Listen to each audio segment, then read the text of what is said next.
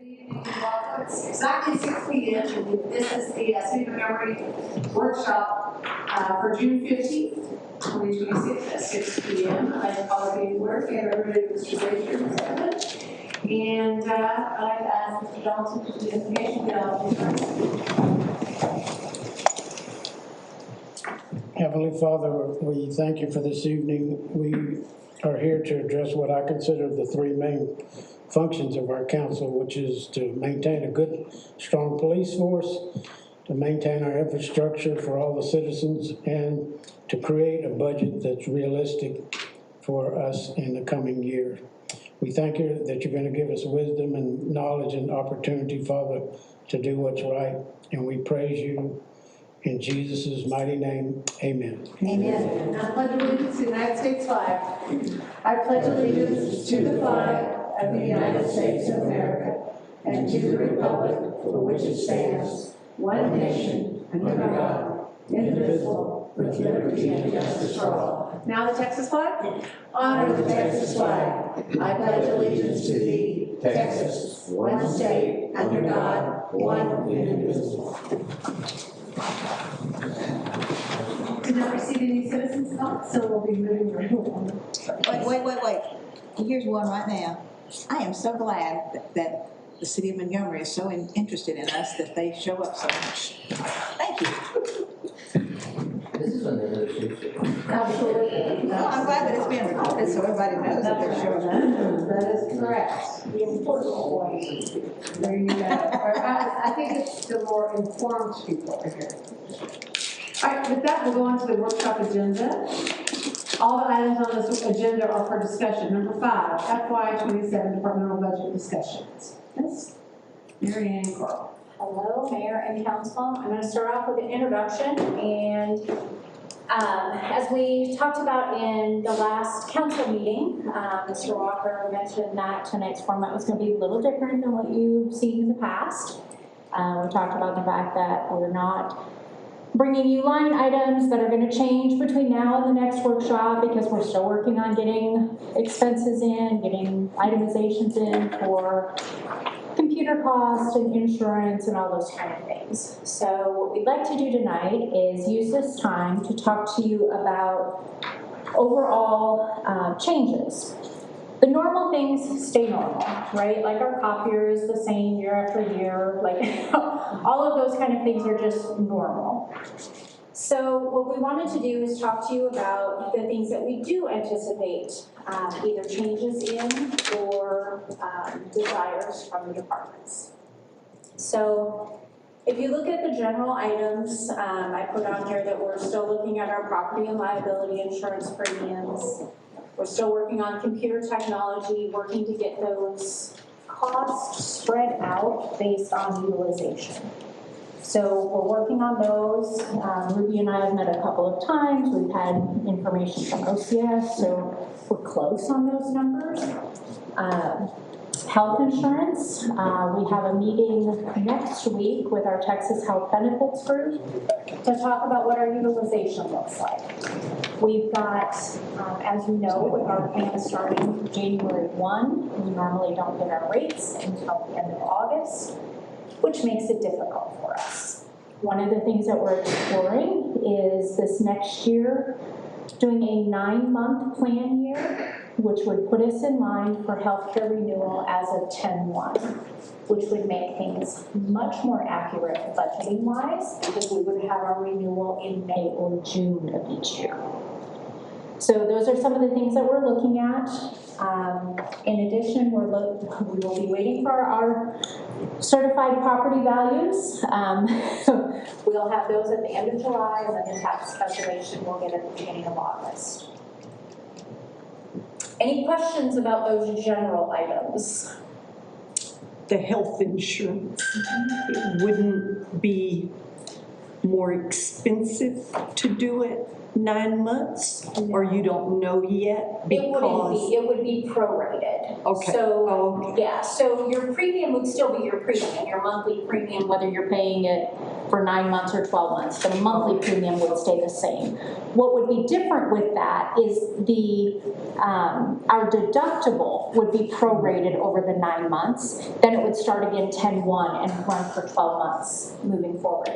You may recall years ago under Texas Health Benefits, most plans renewed as of 10/1. Then right after COVID, there was some things that went into play and things that changed, and you needed to respond to Texas Health Benefits if you wanted to maintain a 10/1 renewal year. Otherwise, everybody automatically rolled to January 1. So I think that may be what happened, is we automatically roll to January 1. So we're gonna look at that. We're gonna see what that would look like for us. All right, so the first up tonight on general fund is administration. I'm gonna let Brent touch on the ideas, the requests. I will tell you that on the snapshot that you see for general fund, it does not include these items that he's talking about tonight, okay? So these are just ideas and you don't have any impact numbers for those ideas at the moment. And when you say numbers, you're talking about these actuals, the adopted, Right, so the total is the last, right, so basically the last two columns, that FY26 first round request, and then the percent change. So based on the numbers we currently have in the budget, with payroll staying at where it is right now, no increase in that, the amount in administration is 2% less than what we budgeted last year. Okay? All right, Mr. Walker, all yours. Well, I didn't know you were sending it to me, but okay, let's go. And the first one is Miss Tilly, and currently, just for references, the vehicle that she's using is a police vehicle. As you probably all know, it's pretty old and has some real issues. I don't know what all the issues are. So we looked at potentially replacing that. We're working on a code person, if you remember, and adding a code person to help her. So this may be a shared vehicle to some extent. We don't really want to have two yet, but that's in there in the general fund now, rather than in the police department if we replace that. So we're looking at putting that in the budget. The discussion we're having about IT. And what I'll say about IT, and this is the discussion with the police department and the court and all of us for that matter. Our current contract and our current IT third party, there are some changes in capabilities they could do. They could actually have a person here a few days a week, and we've looked at that. We looked at the cost to see if that would work. What we're really comparing right now is if we had more of an IT coordinator, not necessarily a full-fledged IT person, but somebody that took care of the website, organized with the third party, managed all of those services, helped with PD. A lot of this really, and I'm not throwing PD under the bus, but a lot of this is technology with the PD. And as we move into a new building with a lot more cameras, a lot more things, how do we handle that? We're having some struggles now with what we try to do. Just managing all the different things, the websites, all of that, communication out to the public. So, do I have an answer, a perfect answer? I don't, but that's what that means. That's what we're trying to decide. Any input that you want to have on that, it's appreciated as well. The building inspector part of this, Rick is here. He can speak to that part of it a lot better than me. But those are the items that we're looking at. And just just for reference, and Mary Ann kind of covered that. This point in the budget, this is exactly what we're doing. We're getting all the departments together and we're learning what they need, what the requests are. Doesn't mean we're doing everything that's in here. That's why we're bringing it to you. This is an opportunity to discuss all of these things, look at them, see how it impact. As we go through the budget process, in the next meeting, we'll have more CIP on there. We'll look at those. I know there's a lot of questions of how we're going to pay the debt that's coming and all those different things. We'll break those down one by one. We'll look at each project so you understand that. Because this is the process we're doing. So we're sharing the process that we're doing. But any input from you guys is appreciated because I want to give you what you want to hear and want to see, not just a bunch of numbers on a paper. Well, before we get into all the other lines as well, I guess the wants and the wishes are irrelevant until I know what our revenue is. Well, we don't know that yet either. Right. I mean, we're working these into the budget now based on the numbers we already have for this year. We haven't changed those, so we can see where they fit based on last year's or this year that we're in. And we're still within the budget we're in, and we're expecting some increases in this. So we're just using that as a tool as we get through it.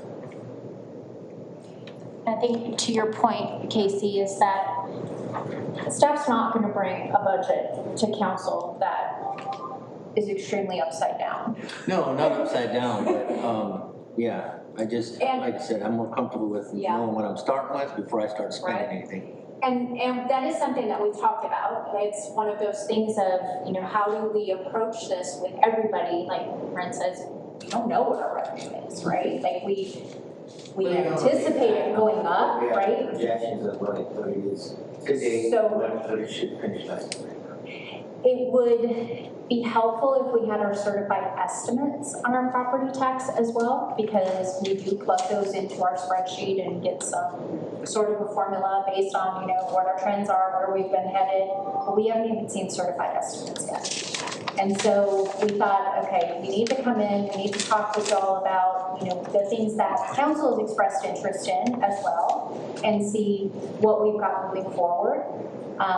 And how do we make that work, right? Like if something is shared with you tonight that you're like, I think that's a terrible idea, we don't even need to think about that this year.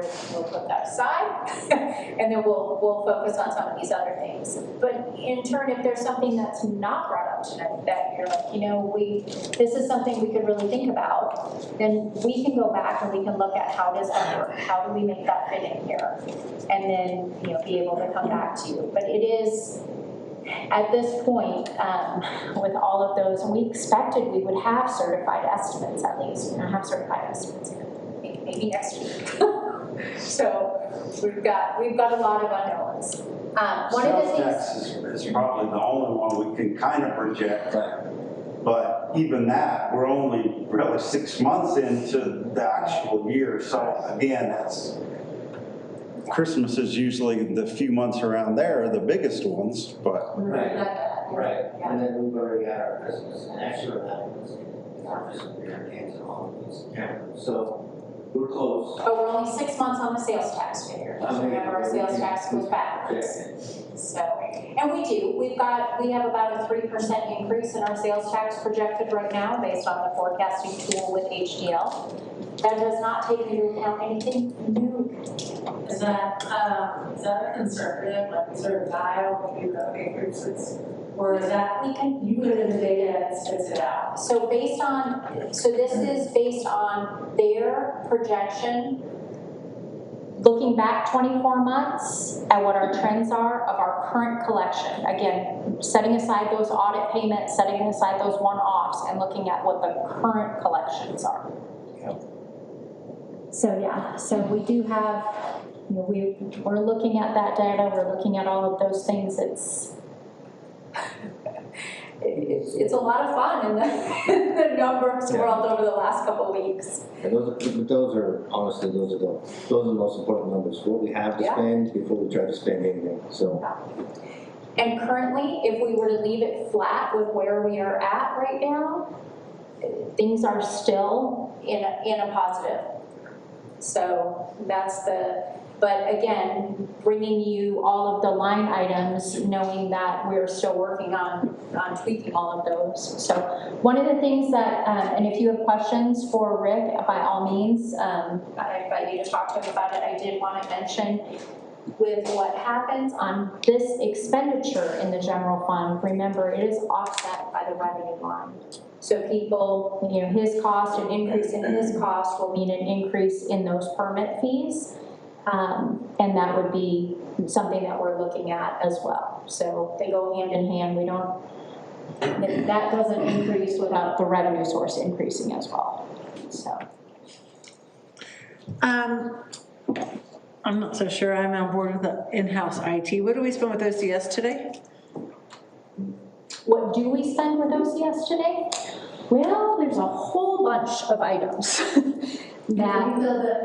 So we currently have a contract with them that the PD has a separate contract. They pay $2,000 a month for IT services. Admin also spends $2,000 a month on IT services, and that gets divided out amongst admin, court, public works, and utilities. So that's $48,000 for the IT general contracting services.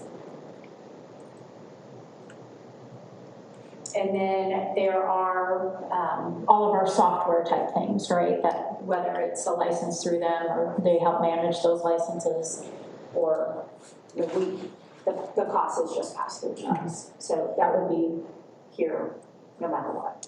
The cost with IT, the cost with IT also comes in when you have to come in and install something in. That's where the real cost comes, because they come in and install it. So we're not only paying for that equipment, now we're paying for the people to come and install it, which becomes even more money. And you can get into a few $1,000s extra. Yeah, don't you want to install directly by people that know how to install? Well, when you say... Typically, anytime you purchase software, there's always a services contract. No, I think that's what Brett was talking about when we talked about, we discussed an in-house IT person. Through my experience, those people did all your installing, and anything that you needed outside was costing you the same, and you were losing that big cost of installing different things. Right, but then they also have all these other things that they have to do too. So to find somebody with the skill set, they typically do provide a services piece, and then all of this administrative additional piece, that's going to be That the offset cost. I don't know, and that's what I'm like, because you pay that services fee one time when they come in and install it, and there's a maintenance fee that you pay through OCS to maintain our licenses, and if there's ever any triage that needs to happen, OCS should be the one we go to first for this, and then they go to the software vendor to get your answers. I just am, And I get what you're saying. I think we're probably looking at it in a couple of different ways, because I've seen it where you would bring in an entire director of IT, and that's when you're talking hundreds of dollars, and now that person he's shopping everything out and bringing it in from some company. But with OCS, I think we get those services that we need. And Brent came up with an idea a few months ago where we have one of their guys come in, and he comes in, goes around, sees what everybody needs. That's been real helpful. So I think when you're looking at this, it just depends on how far you want to get into this. So, let me go back. OCS, do we feel like they're the best partner to have? Right, because I feel like OCS usually is a four-letter word instead of a three-letter acronym. Okay, and part of this was, again, going out requests for proposals possibly, but we were really trying to decide, and we're not looking for a pure IT director. But there's a lot of young people out there that are aggressive and can do this and can do the installs and do the things. We have so many, I'm going to call them silos. Court is having a lot of problems. Police has their problems. We have Tilly. Right now we're trying to decide how to fix this. We're joining up with Rick, trying to, you know, and so we just have all these different softwares that if we had one person to help us manage all of that, that's where the value would come.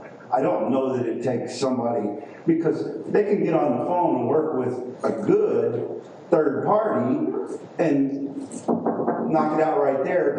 They don't ever have to come. I mean, I hate to compare other cities, but we had an IT company like OCS. They were in Dallas and we were in, you know, middle of nowhere. Yeah. They never came. Right. But we had a good kid that did all that for us. They came once or twice a year and would check everything. So that was really the idea that I was putting out, you know, what's better?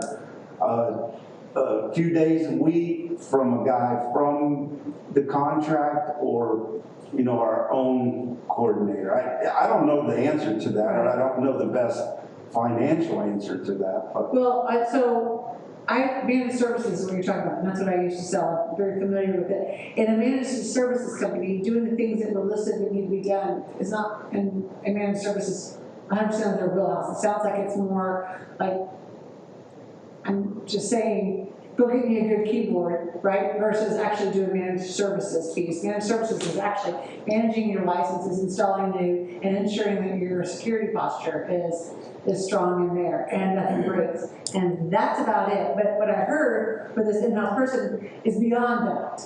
So that's why I was saying it's having somebody here that can do a myriad of things versus if we're looking for managed services, those are just two different roles. And They two definitely different are, things. and that we were looking at the hybrid, just like you said, but is the hybrid with one of their persons or our own person?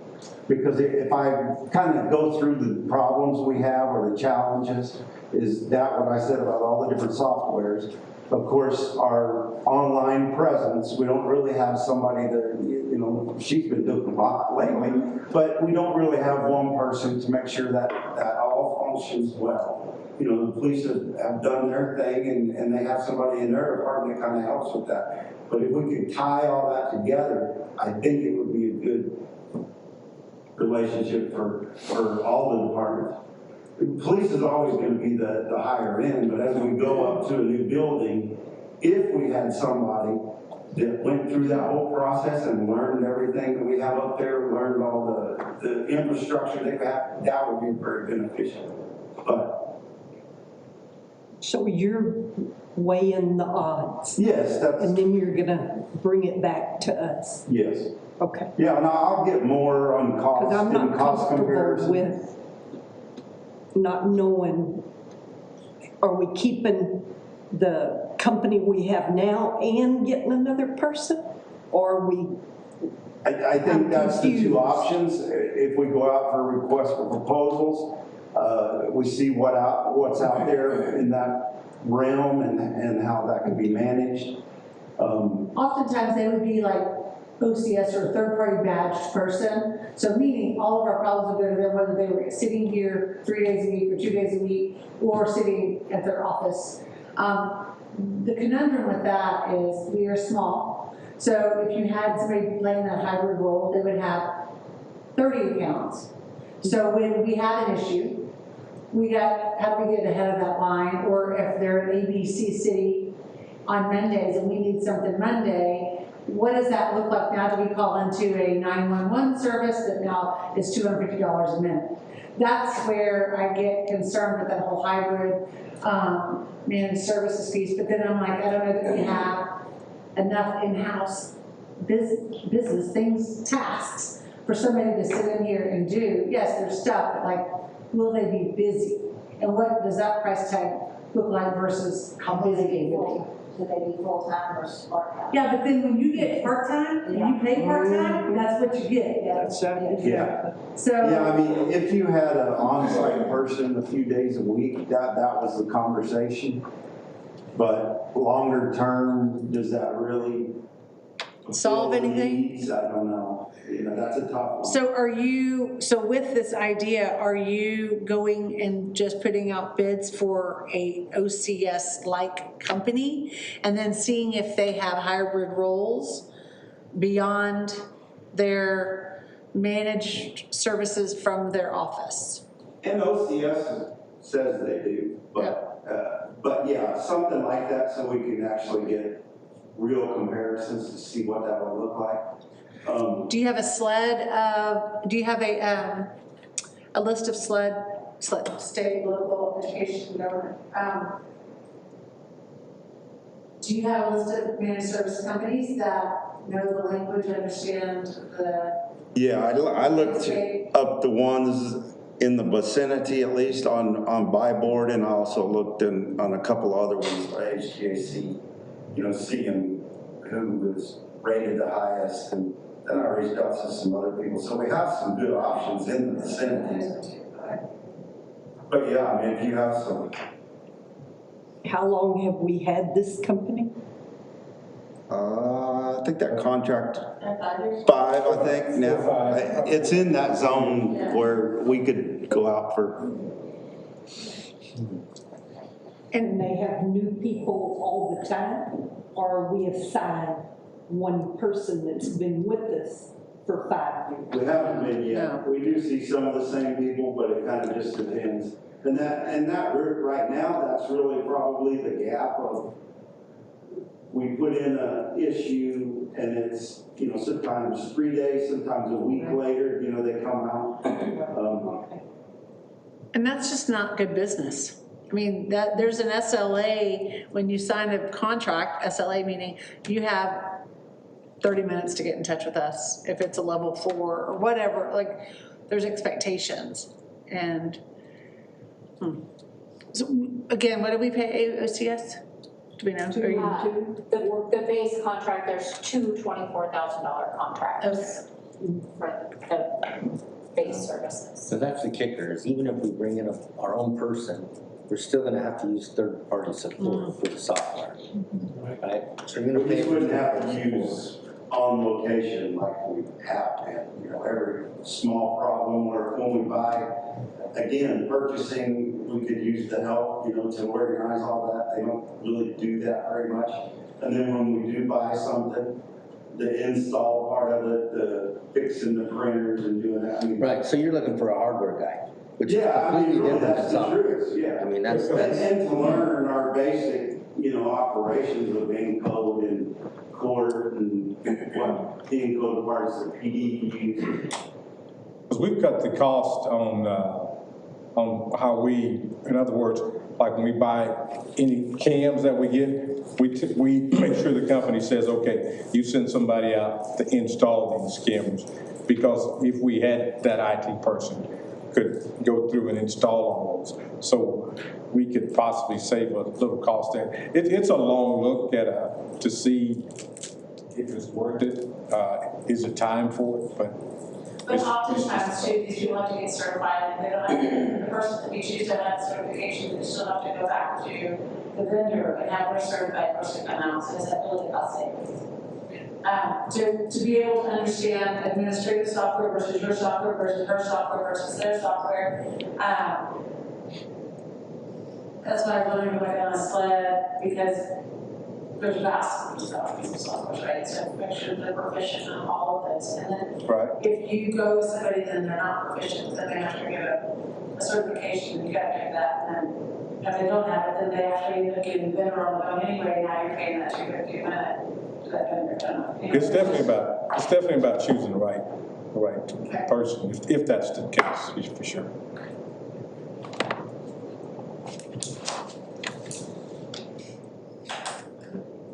How much are you gonna charge us? Big part? Just gonna ask that. How much is Rick gonna charge us? Rick has his. $250 a minute. He can install computers too. I started doing inspections for the city 22 years ago, and the first month's bill was for $100. That's when I was doing them for $50 per inspection. In 2018, I convinced Jack to let me raise the fee for structural inspections to $100. So we've been charging $100 for structural and $50 for MEP, trade inspections. we've been able to make this work because of the volume has increased and a lot more inspections, but for the last couple of years, our expenses continue to go up and it's just not working. So what we propose to do is to raise our fee from anything that comes out of the building permit from $100 to $150 per inspection. And for mechanical, we're charging the city $50 per inspection, we're going to $75. So to adjust for that, we were proposing an increase in the building permit fees that would be passed on to the customer. So in the building departments, the whole concept is that it's a pass-through. The city's not supposed to lose money or make money, and to the best of my knowledge, in 22, 24 years, we've maintained that. The building inspection side has always been in the black, but we just can't continue at the rate that we've been. So we proposed a new fee schedule. So basically, a plumber is going to pay the city $100 per inspection, with a $50 base fee, which is the application processing, which the city gets that, and then we would be paid $75 out of each $100. And then on building permits, I think we wound up going up about 4 cents a square foot to raise the cost to be able to cover our increase. So net is probably going to add about $500, maybe $6 to a bigger home to the total price of a home. So it's not a huge amount. It just sounds a lot when you're going from 100 to 150. That's a tremendous increase, but we weren't able to do anything in the last 2 or 3 years. So that's where we are. Our fee to the city is $3,000 for our software, so it's once a year. And you get all the computer support from Shavana for that. She is getting a raise, right? No, she gets to keep her job. But no other I'm not going to changes. record that. No. So that's his No boss. other changes. I think we were going to want to raise the fee for re-inspections. We had that kind of got covered up in the fee schedule at $75. It should have been more than that, so we proposed to raise that to $200 for building permits and $100 for trade permits. I think we've kind of gotten to a point where $75 doesn't bother somebody if they don't pass an inspection. They can just go out there and tell them what all's wrong. Hopefully $200 will pay a little more attention. So that it's not a huge increase, but I'm supposed to say it's a pass-through that doesn't incur the cost of the city. Is there a lot of re-inspections? The last year, it's just hard to believe. I know it's frustrating for Cody and Stephen. They go out and somebody requested a framing inspection for the straps. You have these engineered braces that are steel that actually screwed in. And they'll go out there and they call me down. They're laying over on the ground. Nobody's touched them. Failing. And the superintendent goes, yeah, they told us they were finished. So they're not walking their jobs, in my opinion. But $79. Too early or something, but that's not. Yeah, but no, it's not our problem. But I feel like the current trend of builders is they've got this schedule. The company's selling them, you follow this, get your guys out there, call it before the time. Yeah. And then they've got so much work going. And of course, the new neighborhoods, most of these superintendents are still finishing up another neighborhood and they're not over here all the time. So they're relying on their trades or whatever. But yeah, there's been a lot of inspection fees. And y'all get 25 out of it and we get 50 out of it, but it's just frustrating when the guys go out and have to write a list of 12 things wrong. And they fix half of them and we come back the next time. We've had some of them that failed same inspection 3 or 4 times. Sounds like you just need to roll with it. There should be a penalty for that. Didn't bother them, we're gonna raise it to 200. Well, that's been the Is that problem. what you're asking? The fee should have been $100 for a re-inspection for a building, but somehow we missed that in one of the rewrites, and it just says 75 for a re-inspection.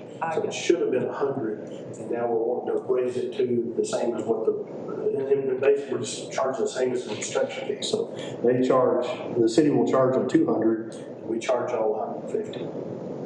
So that's the excess that stays in the department. Don't we renew your contract every January? Well, we did. do it annually, but last year we changed it to where our contract ends at the end of September with the idea that we would be able to renegotiate a fee change this year. So we changed our contract to where it coincides with the fiscal year. So you're asking us to include this rate of change in our budget effective October 1st? 1. So any permits that are issued after October 1 will be at the new fee schedule. That's why we're anxious to kind of get this information in and have y'all approve it. Because what I would want to have happen is let Kristen start notifying people. We change the permits now saying price increase as of October 1, so they don't come in. And like I said, it's $25 for a plumber for 2 or 3 inspections, $75 more. Yeah, they're going to cry, but we got a lower fee than a lot of the other cities around. What is it in other cities that you work in? Say again? What does that cost in other cities that you work in? The city of Panorama has the same fee schedule that we currently have. I haven't started working on theirs yet. I covered for them in Oak Ridge North and told them that we're raising our fees here. And his problem is that they're not generating enough money within the department as it is. So he's in the process of trying to renegotiate fees for them. But they've hired another gentleman there, so they probably don't need us to help cover it just like they did. So that's all I'm working with now is currently Panorama equipment on that contracts.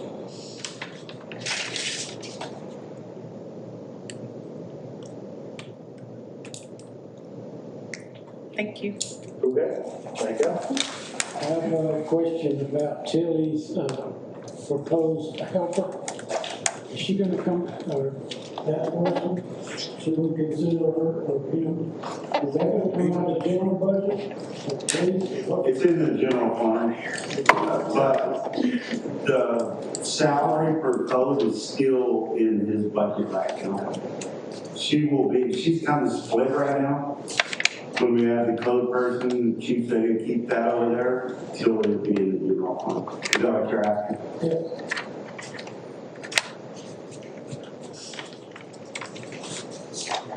They have to be a full-time position. We had it last year, we just haven't got that far yet. We got a place for them now, we got an office to be across the street too.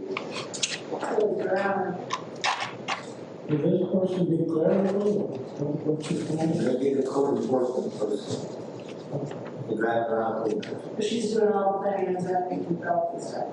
Okay. Tilly's gonna start wearing a suit to these meetings. So hopefully we become more like this town. Because fear is one of this town. Any other questions on admin? All right, so next up is police. And Chief, I think I will just have you come up and talk about the things that you have going on. I'll leave my guide up there, and it's also up on the screen. Those are the things we touched on in the document they received out here.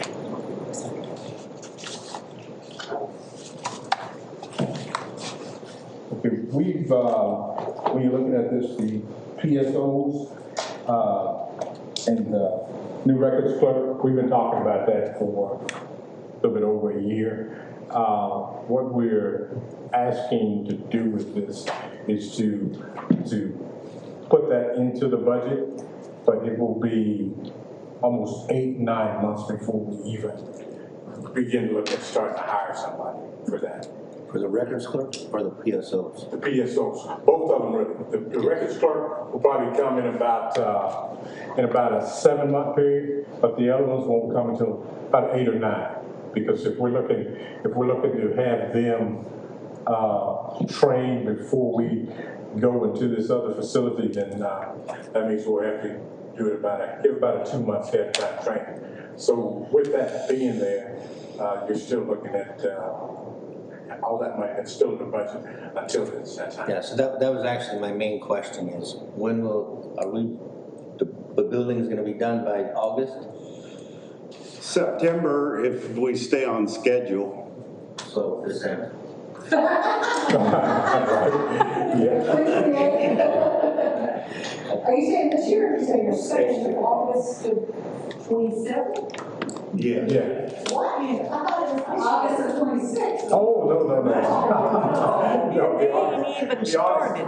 This building over here, y'all, August No, 26th. when we first started talking about it last year, Oh, yeah. that's what the goal, I know, but that's what the goal was. Yeah. I was like, No, that's right. Yeah. 2027. Yeah. Summer 27 is what we put on the thing.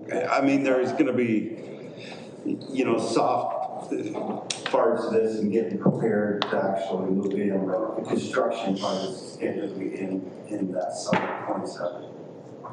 So that's where so it's September, October, that's what we don't wanna, we move in by September or start moving in by September, then we'll say, okay, now you got October here. So that's what we're trying to put in this year's budget, but it'll sit there until that time. So what happens when it's December and we have these 3 new heads, where are they gonna sit? Ma'am? So when that building is pushed, it closes in December or finishes in December and not September, where will these people sit if we hire them in June? What nail are you gonna hang them on? First of all, when you say sit, you're talking about. Where's their office gonna be? First of all, when we first hire those people are gonna have to go to about a 4 to 6 week training school. Okay. So they'll be out here for at least 4 to 6 weeks on that. And then once they come back, then our training guy will take them through a series of trainings that will not have them sitting anywhere here in the building. That training will either take place here or in the conference room on a daily basis. So we're talking even a month, we're talking another month there. So do we have handcuff contracts for these 3? Retention contracts with all this training that we're having? No pun intended. You know, also we call them handcuffs. Right.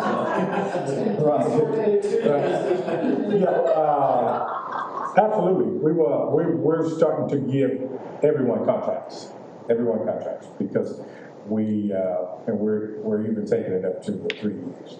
And so we're starting to give everybody. So everybody's gonna be on the We contract. hadn't, we just swore in on 2 new guys that finished the academy Thursday. We swore them in this morning. Well, thanks for the invite. They've got their, I thought the lieutenant put it out to everybody. They've got their contract and they're just starting their, I'll talk with the lieutenant about this type of stuff, But yeah, they're in, and so we'll give them a 3-year contract on that. What's the penalty if they, That's exactly where I was going. what's the penalty if they leave? Penalty if they leave, they have to pay back the monies for all trainings that they had, all training that we. Seriously? paid for. Yeah. Wow, good, I mean, okay. you gotta have something. No, they gotta have something. No, I know, I just didn't know if you were like, oh, they're just, So how can you know Okay, that? that's good. They signed a they contract. kind of signed a contract. I know, but. You put a lien on Yeah, they signed a A contract. judgment? it. No, it's, You go over that contract, and mechanics. make sure that they understand that, and, Pay their last check. But then they leave and then they don't have the money to pay it back. Where are we at now? well, most likely if they're leaving, they're going to another agency, and, we can always, Garnish wages. yeah, we don't want to be, but, we've given you the training, you understood the contract, that you have to pay it back. And by that time, we would have gotten them to at least a little bit past their basics. So, money for that. Because it's a lot to uniform people, do that. But, knock on wood, we got more people trying to come than we do leaving, so that's a good thing. A lot of PDs that if they hire somebody like that, don't pay off that fee. If they know they report that fee, they'll pay it off.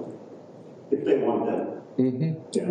Oh, gotcha, the other people, yeah. Oh, that's good business, right?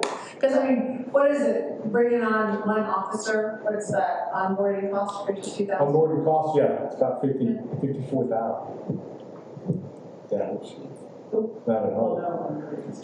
And good, we've been able to retain for the last 1.5 to 2 years.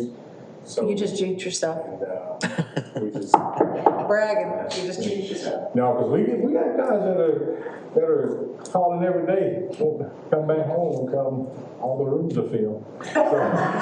So it's. I keep going work no more.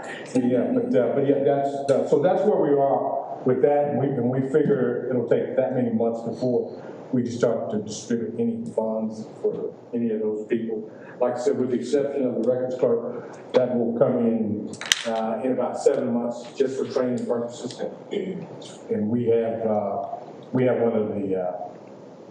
one of the places they can sit up in and start looking at what we're going to do. Ms. Good has no spot. You have no spot. I just wanted to know where they were gonna sit. And honestly, all of these things that we're doing, even if it's in the budget and we do see that has to be pushed, it doesn't mean we have to do it. I mean, if he sees. It's just a matter of putting that little bit of money for that last few months of the year, if everything goes as planned. Yeah. Okay. Is the records clerk position full-time? Yes, ma'am.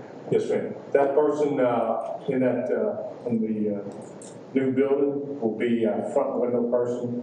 That records place will be, the records room will be right behind her. That will take off, we'll train her in some other areas too. And, but that is going to be, because that's what takes a lot of time from Ms. Good, is going back and forth, pulling records, sending records out to the DA's office, to all these people who are looking for records. We've got her swamped with a lot of other things, so it's time we brought a records person home to handle those things. So, but yes, ma'am, she'll be full-time. I might have missed it, but can you touch on the last bullet point? What? Yes, that's kind of I read that, that's kind of misleading. Not misleading. What it says additional new vehicles through the leasing program. Yeah, we're getting one car, but that upfitting that says it went back to the general fund, and it says planning for the funding needed for CCPD facility. A few items have been moved from CCPD back to general fund. What we really did there was last year we had our upfitting for our vehicles. It was $100,000 in the general fund. We took that $100,000 and what we did was just moved it around into some other things, because we're only going to need $15,000 for an upfitting of a car. So we Repurposed our funds, basically. Yes, ma'am. Yes, ma'am. And so what we did with the others, when you start looking at public safety technology, that includes our dash cam, our body worn cams, Spillman, which is our report writing, and also ticket writing. We took all of that and put that in. That came to 74 plus the 15, so it's right at about that 100,000. So, Or 90. that sounds good. So yeah, more of a repurpose than just moving it back. Because what we tried to do was to, if we're calculating right on the sales tax, we tried to do no more than the things that we really needed. Some of the things we took out, we didn't go with anything new this year either, besides just for the people, because we needed to leave those funds in there that's going to be there to take care of that new facility. So You're saying 2% increase for 3 heads and a vehicle? Well, it's just. So the payroll cost is not calculated in there, because you may recall I said that right now the payroll that's in there is based on current. Okay. So this is his ask, and we will go back and put that into the personnel. And see if on that vehicle cost. What does a PSO make, Chief? PSO, one that's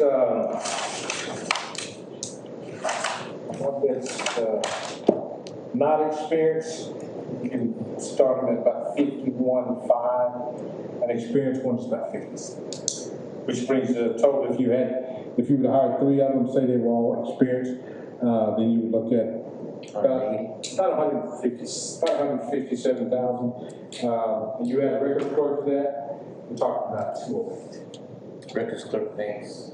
Records clerk, an experienced one would take you up to 55 Middle Road, about 50. But you're trying to look for someone with experience. And again, in this budget, there would only be a couple of months of that, so it wouldn't be the full annual. Yes. Chief, how does that, which really should not go into the equation, I know, but how does that figure out with the surrounding municipalities? But the surrounding municipalities, it's actually a little bit better. When you're talking about two of our people that we hired today came from, they were both jailers in the county, and they were right there at about that 52. So they got a bump? Yeah, so they got a bump, but they've also moved into a new position. So yeah, we're staying real competitive with anything as far as positions that we're hiring, even with the police officers, we're staying real competitive with that. Just because it was a hot topic here last year, I think, during budget season, and just to make sure I still have current information. We were up against a $20,000 increase that the county had awarded officers, county officers, and then my understanding with that is that now we're getting done at something, is that correct? So then we were getting competitive, like, well, felt like we were getting a little bit pressured to match that from you, but, and then the county didn't actually go through with it, it was. No, and the county, they're having a little bit of an issue with that, and I don't think we ever felt pressure to kind of match that, because here's what I got calls, that's what yeah, maybe. that's what Okay, because here's what I've told the guys, here's what they know. These guys have gotten a raise every year. They've gotten a 3%, plus they've gotten whatever they got on their merits. And that, when you do that every year, compared to a county guy not getting a raise 10 years down the line, you're still winning. You're still winning. And they understand. They understand. But I guess my question goes back to the county ended up not doing it, right? They announced it, but from what I understand, they're having some issues with it. I don't know the real ins and outs of it. But just looking for us, our guys understand that, yeah, you're in a position where you're getting That steady climb versus that big pop and you don't see it again. So you don't get excited about or get try to get competitive with what somebody else is doing. And then when you're offering people a place to come and work where they can actually go to work and not be under a whole lot of program. Yeah. What's your background? You offer a lot of incentives for. We do, and we train a lot of people. We put all of our people into different positions to do things. It's like we said, we got those guys that are going to go down to FIFA, and by the way, FIFA's going to pay them to go down there. Good. Our drone guys are going down there, and they'll be there the 17th, 18th, and the 23rd and the 24th, and that's a good experience for them. And they asked them to come.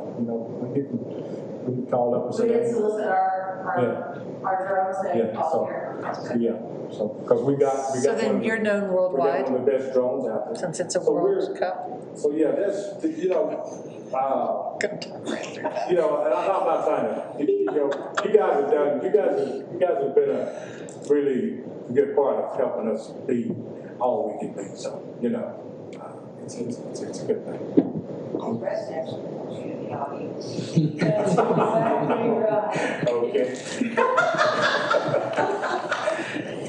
So,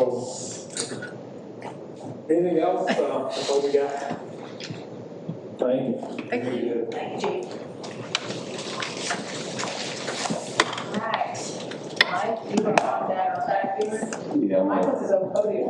Yes, he's got his own public. Special little spot here. Reaching from a different I was just gonna let you tee it up with whatever you had. I only have one question, Mike, and you don't have to show me nothing.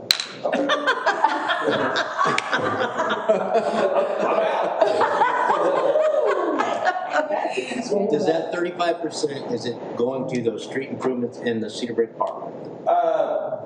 35%. Okay, I was gonna say, I can't answer that right off the bat, but probably most of the stuff.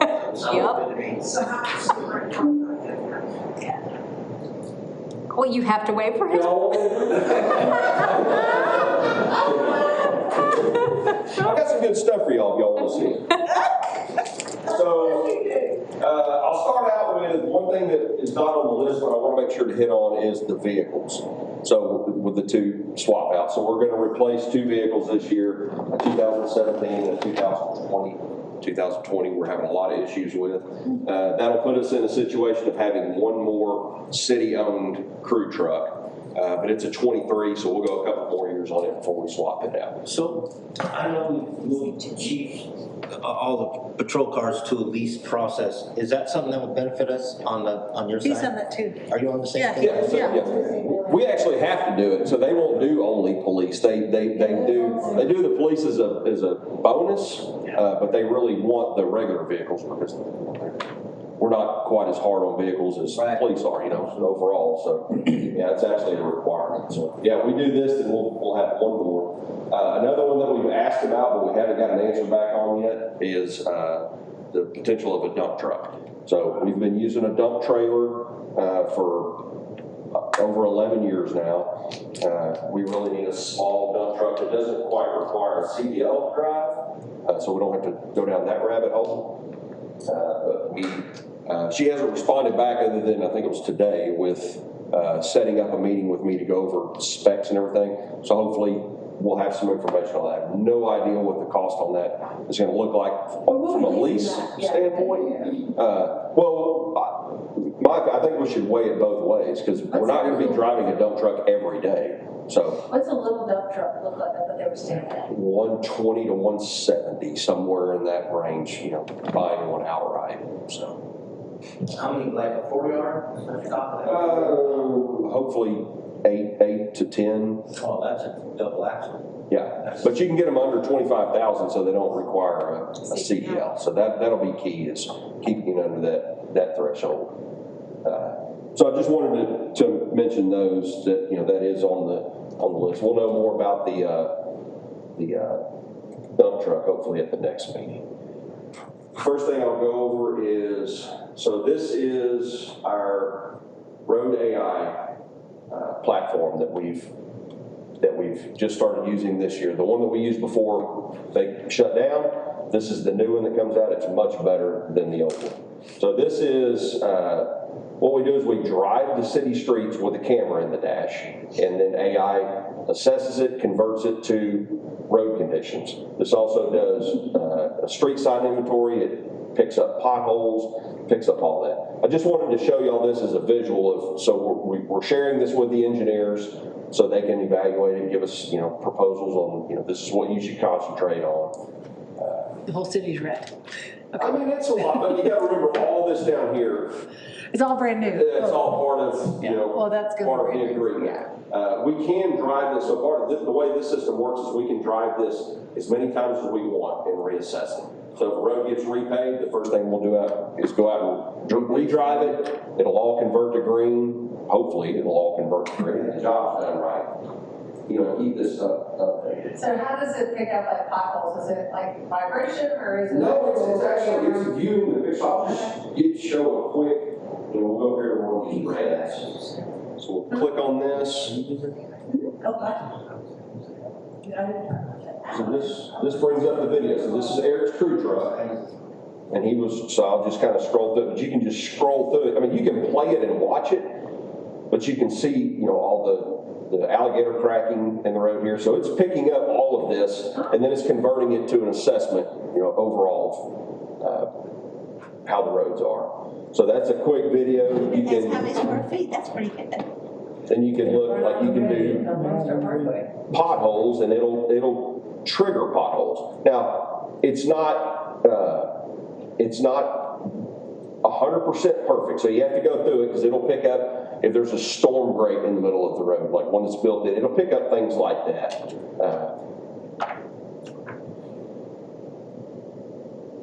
Just do that, and then so see how it highlights it green. So you just go through and evaluate that, and then if it's nothing to worry about, you can exit off it where it doesn't pop up again, or you can make a work order to go out and Does it know, replace Mike, on the right-hand side of that screen, is that a patch? And does it know that's a patch? To the right, on the bottom of the right-hand corner? Right here? There, yeah. Well, it didn't pick it up, so it's something like that it's possible that it could show up as a pothole. It's possible that it could not show up. So you still have to go in and evaluate this That's stuff. what is that a patch though? It does, yeah, it looks like a small asphalt patch, Okay, yeah. all right.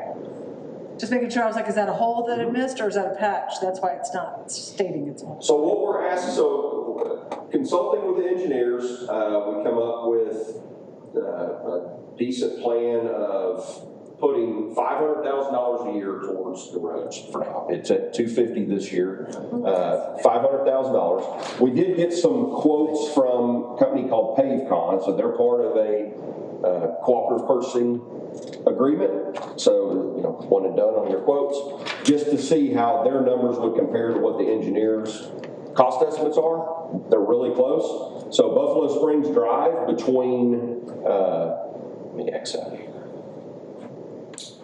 Have they ever used the total of $250,000 on the roads?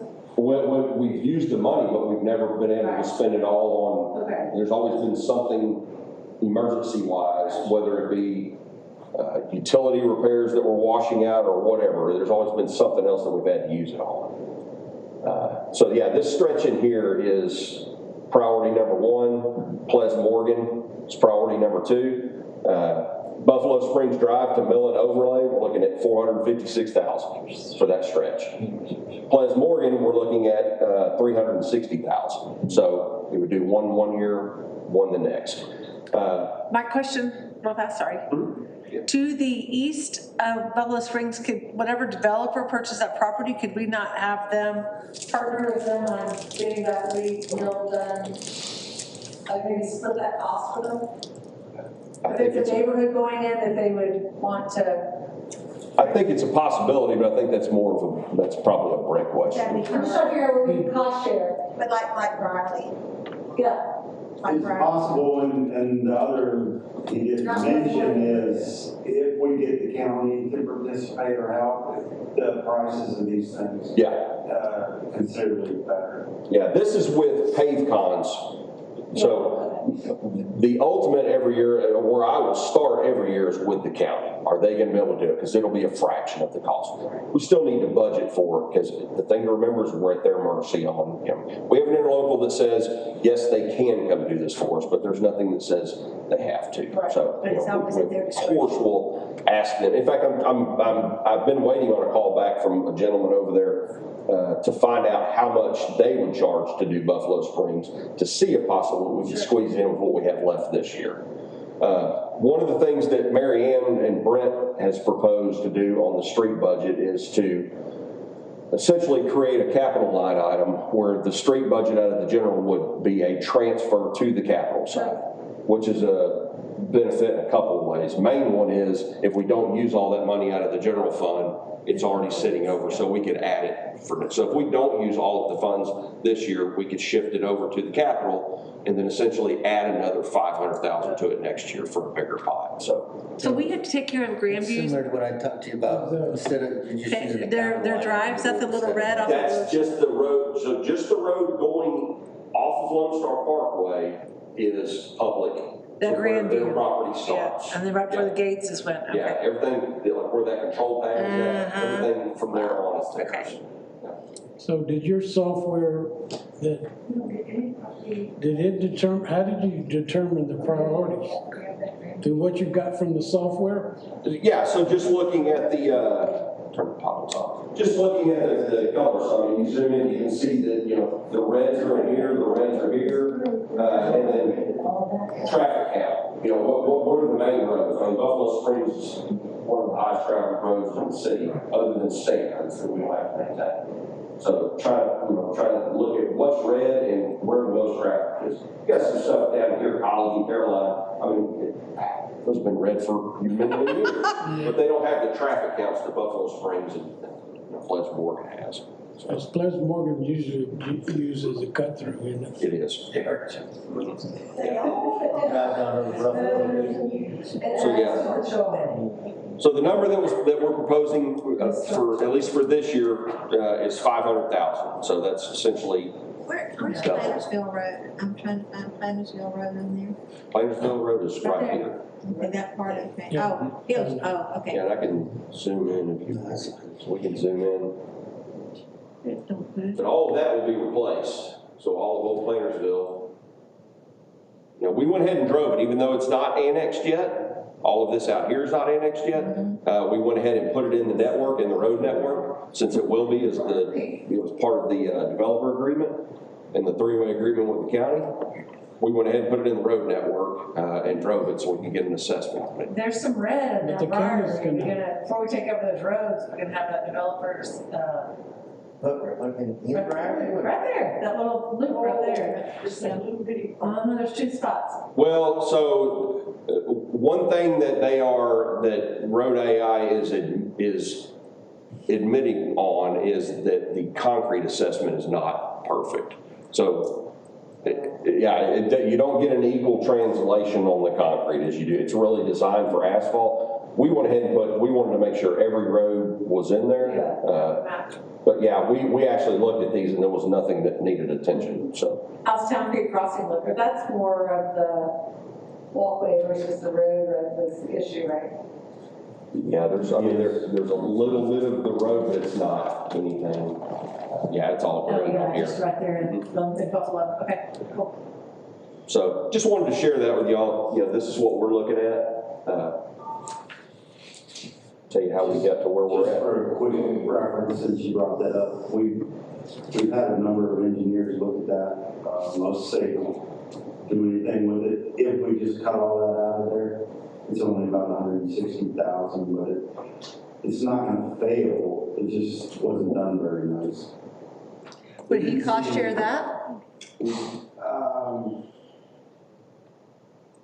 There's really no way to cost share with it at this point. Except for the HOA. I didn't suggest it, I just. Those are the avenues.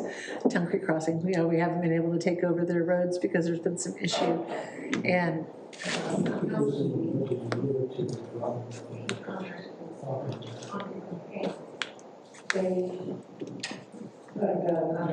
Mine is scenic right part, and ours is the one who's part of the scenic right. Absolutely. What about 749? I don't see that as pages, I see. Yeah, I mean, it gets utilized. I mean, I couldn't tell you counts off the top of my head. We've never done that. See, at any given time, how much traffic is at Cedar Break versus anywhere else. I mean, hopefully the wayfinding signs what I'm hoping is the new equipment and the wayfinding signs will draw people to the Pumpkin Park. Hopefully. But then like Memory Park, the Rotary pulls a lot of it, so yeah. They do. Yeah, so Garden Club, we gave it $500. I don't know who you changed contracts. Well, he could go for French. They do a lot of work. I said they do a lot of work out there, and know those things.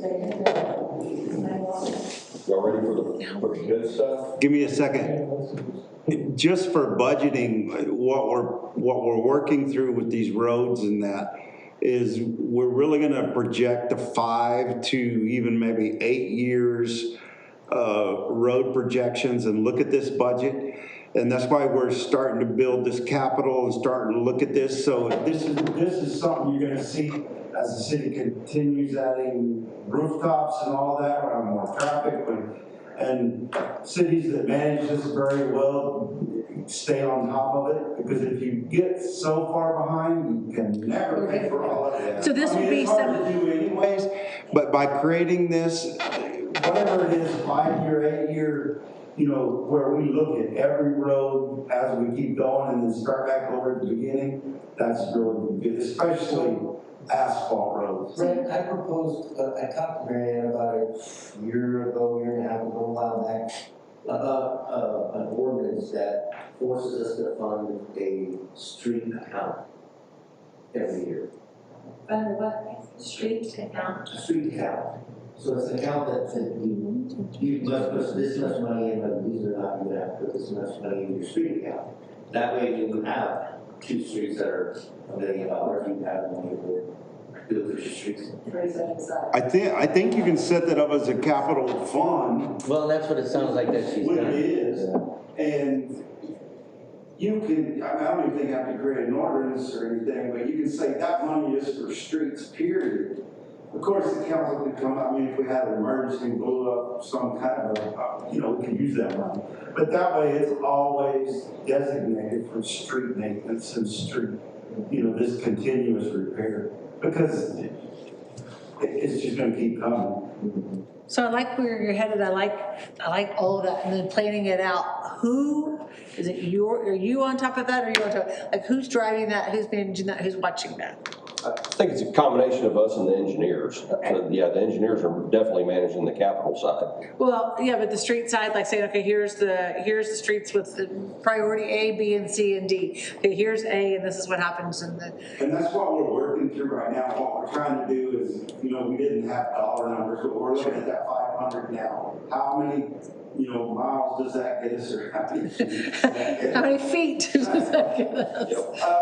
And then say, okay, we can get this far this year, so what does that look like down the road? And then what's a real number, because we're going back to revenues again, we're going, okay, how much money do we allocate? So between the engineers and working with Mike, that's what I'm trying to get to, with timing, with weather, if you don't get so much finished, it's not like you lose that money, it continues to go.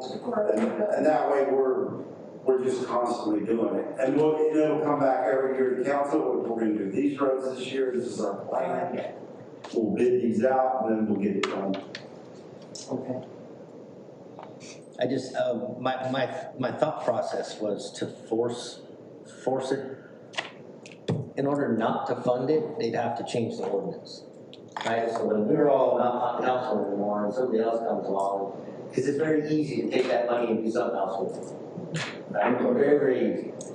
So that's one of the things that we've talked about when Mike mentioned doing it as a transfer to capital.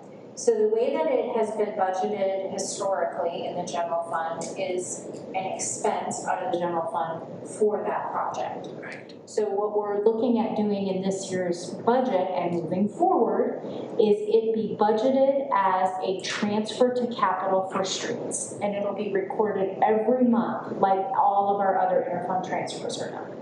So just like we do for the transfer to debt service, we record that entry every single month and put that money set aside for debt servicing.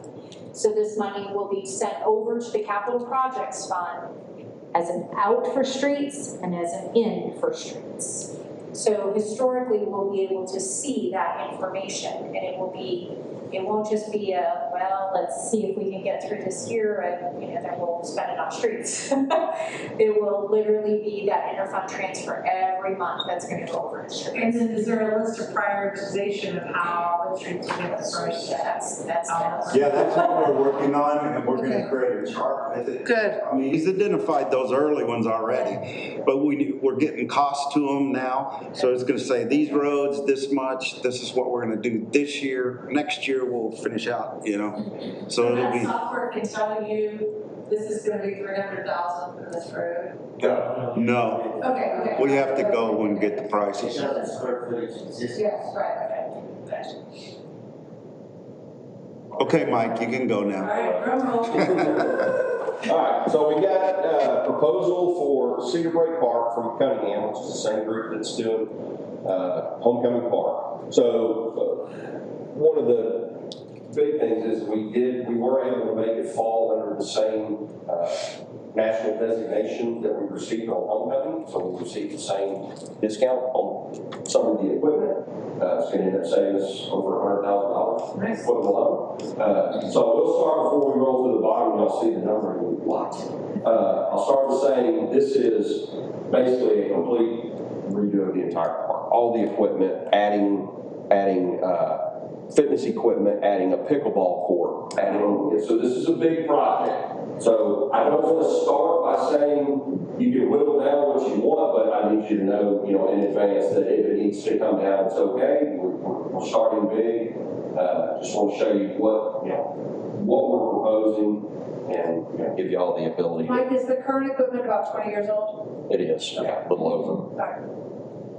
So this is they're in their typical set in the beginning of the proposal like last time.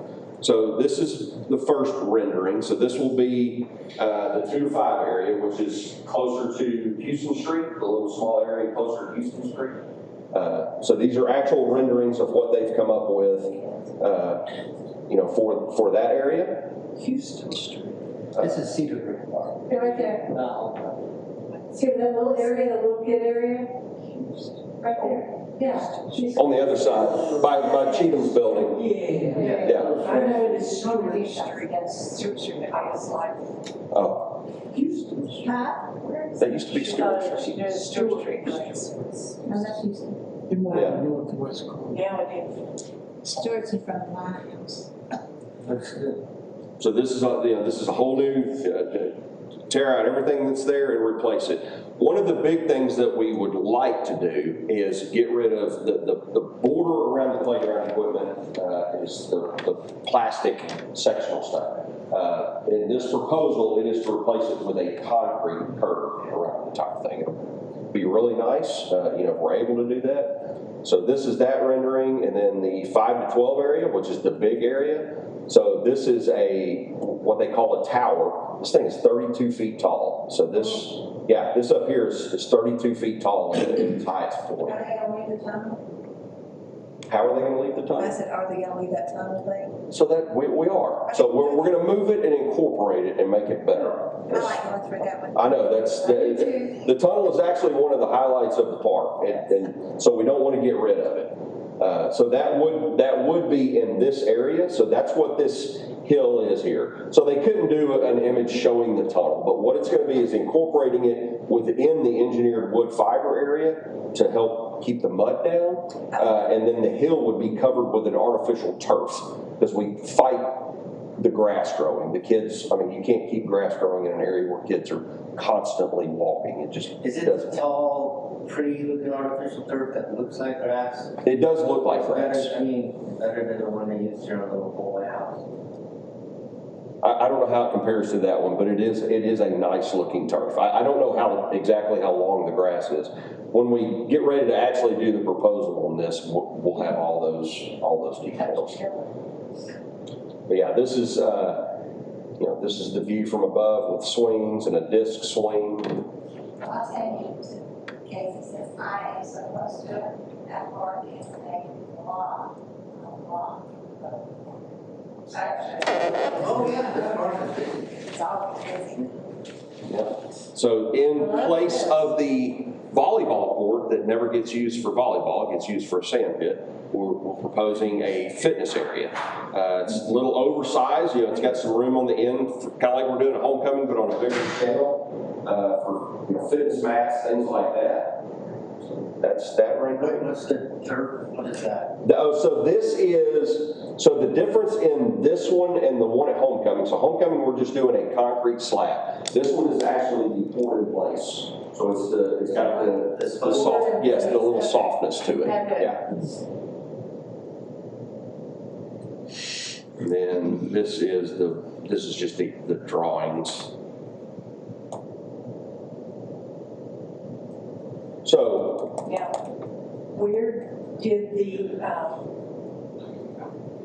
pavilion by the bathrooms, is it still there? Still there, not moving yet.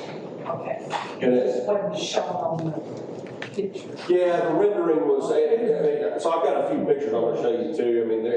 It's not exact images over there. They're not carbon copying, Google Maps. How long is this renovation?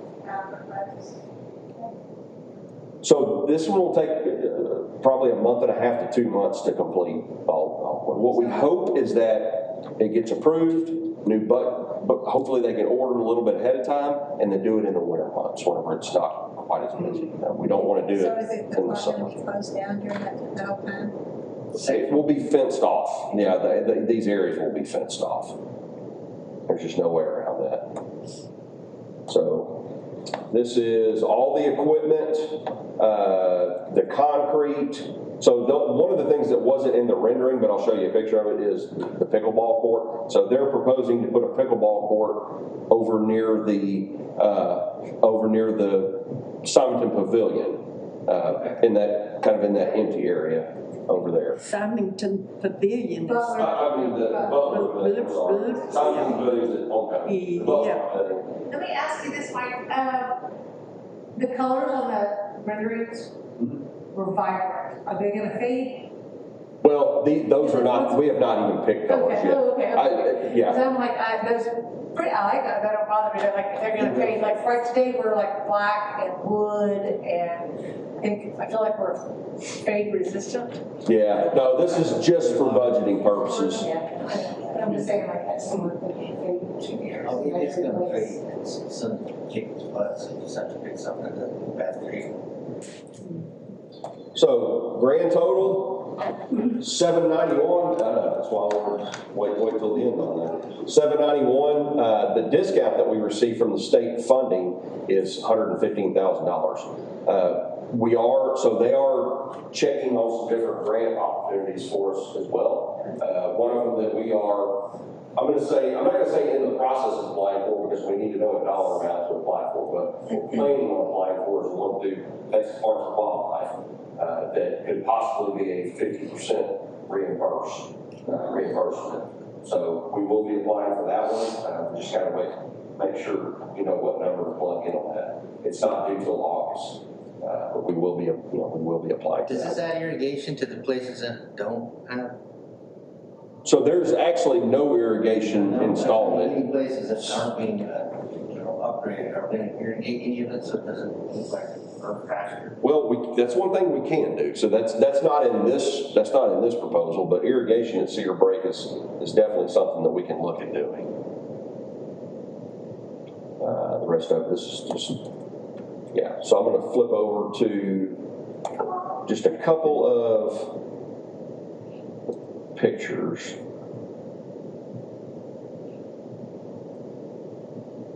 And I'll be done.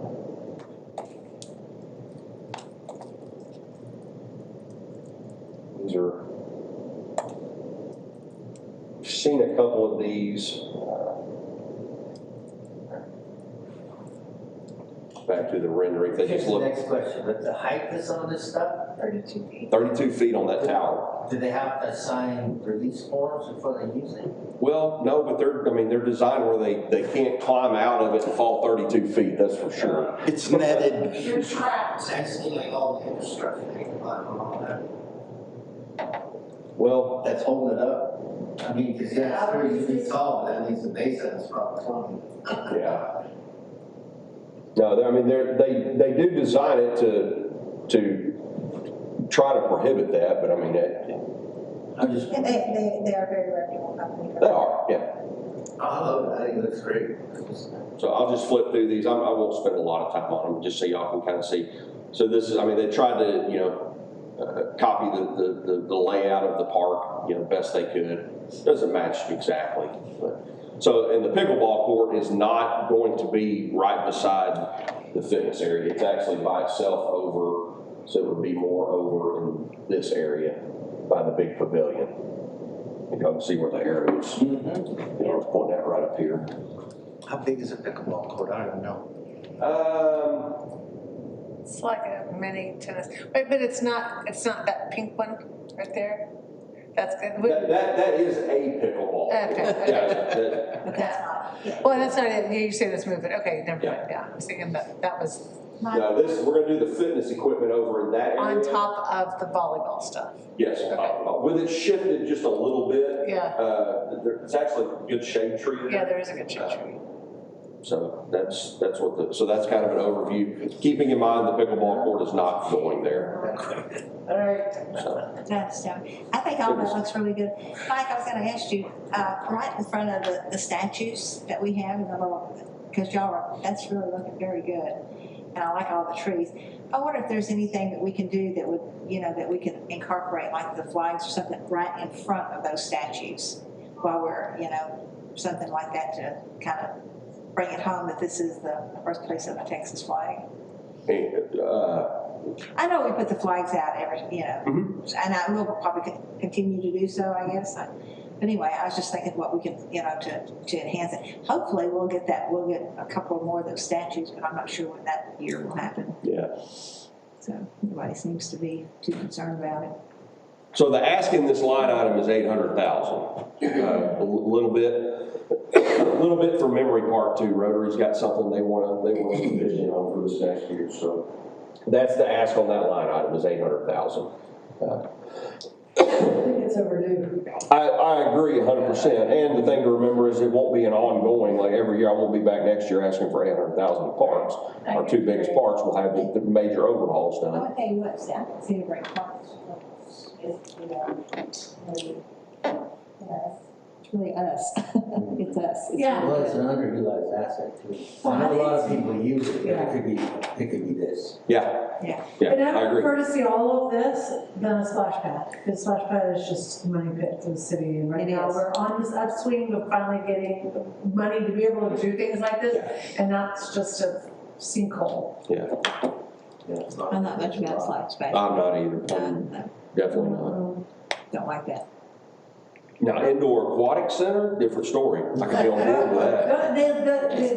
We have one. I like that. Have to just go right up here by the school. Yeah. It's $30 a month, or $20 a month. Yeah. Just swim anytime you want to. Yeah. They don't have a class. Yeah. Y'all have any questions? No, that looks wonderful. Great job. Good. All right. Thank y'all. All right. Kimberly? Yeah, free slides. I didn't know slides were a beautiful presentation, but it's very minimal. The only change for my budget is just asking for an increase for my prosecutors for this year, or for the next budget year. They're currently sitting at about $450, so just an increase to about $600 per court appearance night. That takes care of two? Well, it's one, so they get that paid each. Sometimes I don't have two prosecutors at court night. If it's a big docket, then I'll have two. Gotcha. That's all. Very good. If there'll be anything else, I'll be. And we're still paying the judges $1,000? The judge is $860, I think it is. Yeah, but it's only $750 each. They're never here at the same time, so they only charge like $750 a month. Okay. What about that, Okay. No, the judge received an increase. what about last year. magistration fee? What about, what's that? Magistration fee? Once we get to that step, and we're gonna start, having someone being held at the new facility, then we'll go ahead and start with the magistration fees. But I had a meeting with our finance director here regarding that, and we are working behind the scenes on that for you. Okay. Just didn't want y'all to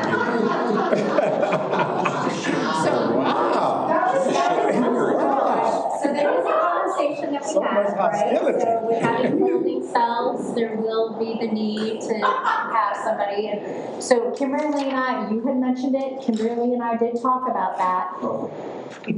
Thinking about if we don't move in the building until September 1st, or sometime in September, that's where we went, you know what, if that doesn't go into place until October 1, I think this is a discussion for next year's budget planning. Because if we open September 1st, we could pause, we could pump the brakes if we needed to on the holding cell situation. The other side of that is, we might see that court has increased, and if we need to throw in another $500 for judge services for as soon as the building is open, I think that's realistic. I think we make an amendment, or a. Absolutely, I don't think that's. Pretty sure we're gonna open in September. Chief, you've been in the city long enough to know that's not gonna happen. Tell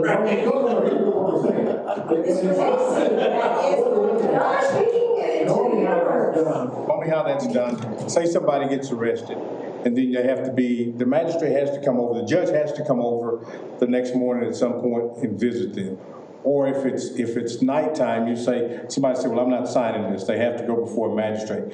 Now, and we could still get away with all of that, and what they're doing is fine, because the mayor is a magistrate as well, under that laws of magistrate, and she can do it free all the time.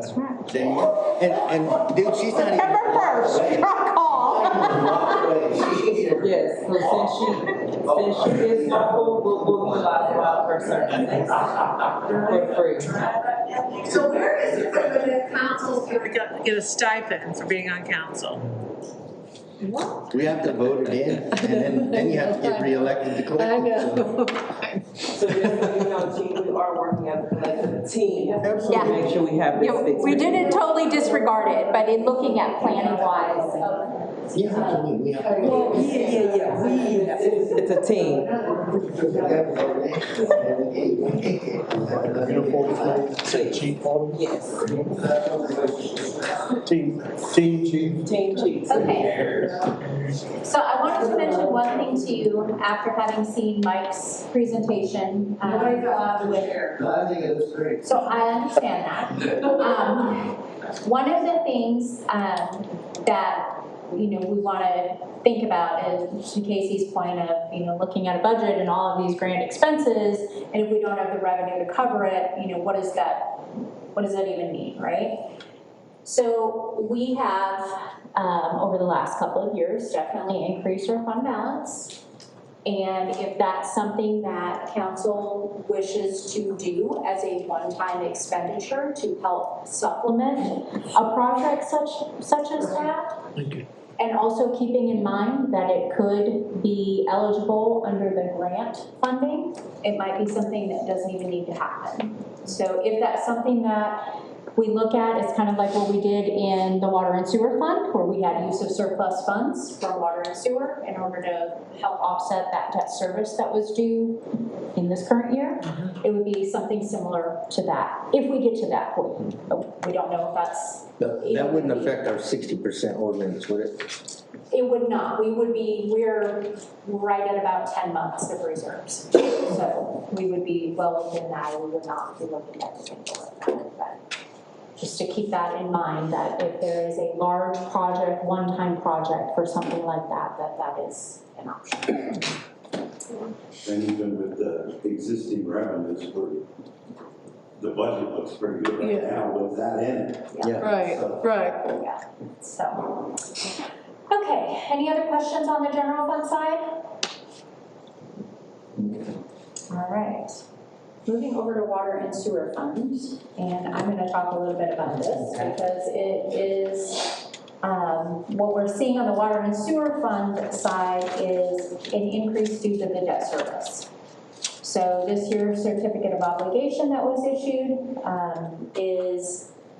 there's two components of that, right? So talking about how we had the increase in our utility rates to help bring in additional revenue to help support this debt service. In addition to, until we have further residents built out and more utility accounts to help fund that debt service, utilizing impact fees. And so that's what we're looking at in the water and sewer fund. Which takes you down to the last piece on this page of the debt service fund. So I've given you a snapshot of what that looks like.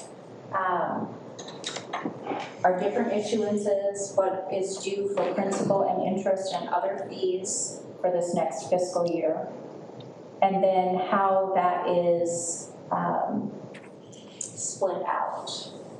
So you will see an item when we look at those debt service payments as being supported by impact fees. So there won't be, that full burden is not coming on the water and sewer fund this next year, right? So, but that's what we're seeing, that increase. We did go up a portion for that debt service based on figures from WGA and our increase. Marianne, are we about to roll off the 2017 AMD?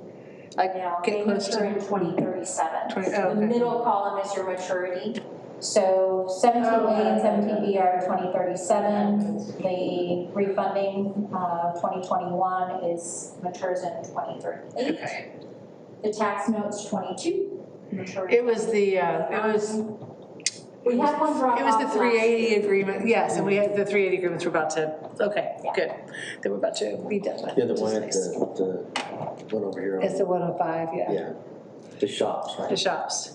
The shops is about to roll off and Cheetah. No, Westerville still. Huh? No, Westerville still. I'll bring you that. Okay. Yeah, we still got I know it. that there's something. Yeah, we still got a couple years on Some of those. yeah, we have a few years left on those. Okay, so any questions between the water, sewer, and debt service fund? I kind of took them together because they are, debt service is dependent on that water and sewer side. That's good. All right, the capital projects fund, that is going to be the focus of our next workshop heavily. Is going to be WGA coming and talking to you about kind of what we've seen in the past with their workshop, although we've asked them to provide it in a little different format. Instead of just giving the big spreadsheet with all of the information that can kind of be hard to follow sometimes, because us putting together the spreadsheets, we know what it says, we know how that works, but it can be hard to follow along. And so we've asked, and I think Brent is assisting with that as well, is doing more of a narrative on the project, just a little snippet of what the project is, the funding source of that project, to try to get that information a little bit more easily digestible. So that's what we'll be looking at. Based on information that we hope to have in place, we might be able to bring you some more solid line items at that time. So that's what we'll be looking at for the next workshop. Do you have a date for that yet?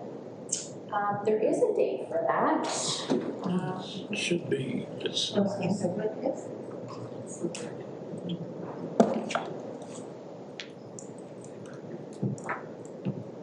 July 13th. Yes, I think that's right. July 13th sounds right. Night before city council meeting.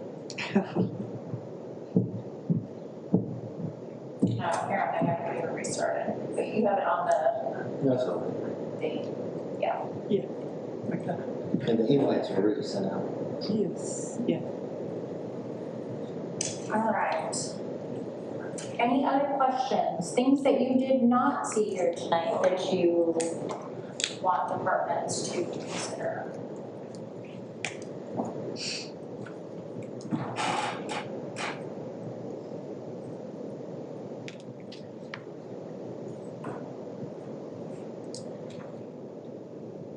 Did we, no, good job.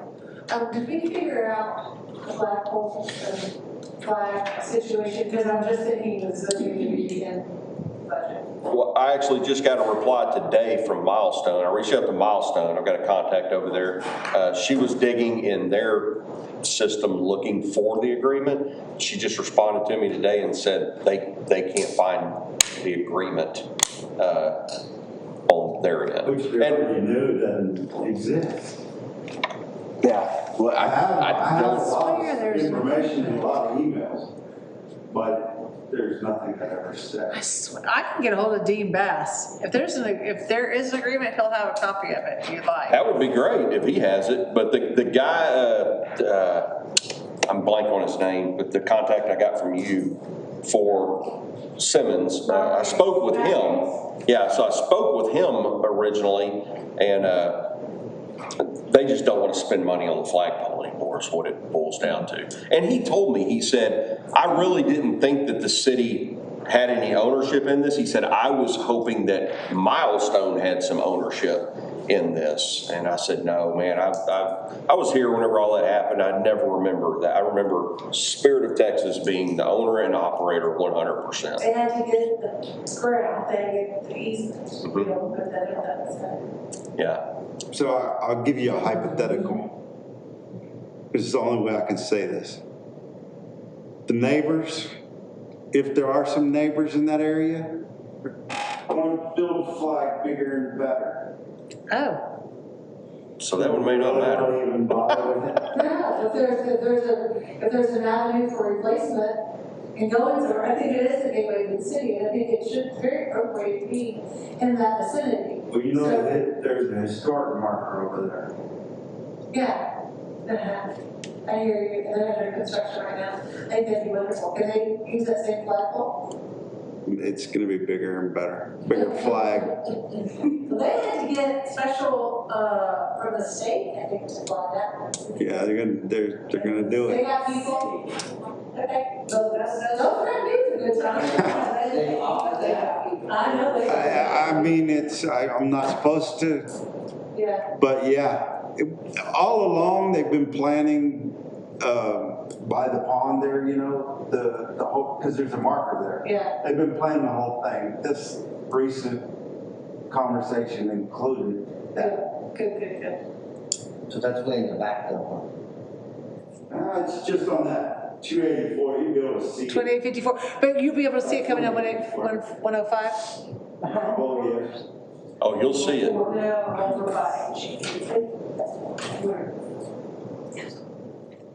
Station B. 2854. Okay. On that side. But it could possibly be about 10 foot bigger, the flag itself, right? In the pole, more than 10 foot. Yeah, that's what I mean, but the flag itself, 10 foot bigger than that monstrosity that was blowing already, so yeah, it could be I think huge. with the city want to take on that pole and we just have two of them, like a real gateway. I mean, that's up to the council, that's their spot. Now, that'd be amazing. Just We can always just throw the Texas flag on our, we could just fly the Texas flag on our flag there. That makes you be, you know. Texas, I mean, Stevie gets the glory too. They have a flag ribbon cutting. Let's get rid of that. What is that? All right. Anything else? Right. Close the agenda. Council inquiry. All right, items to consider for future placement on agendas? All right, adjourn. All motion to adjourn. I second. All those in favor of adjourning, say aye. Okay, it is 7:41. We will adjourn this meeting. Thank y'all. Hey, Mary Ann, The very last thing. I had a receipt, no, we didn't read it, I put it online. Yes, the QR code. There's nothing in it. So they don't.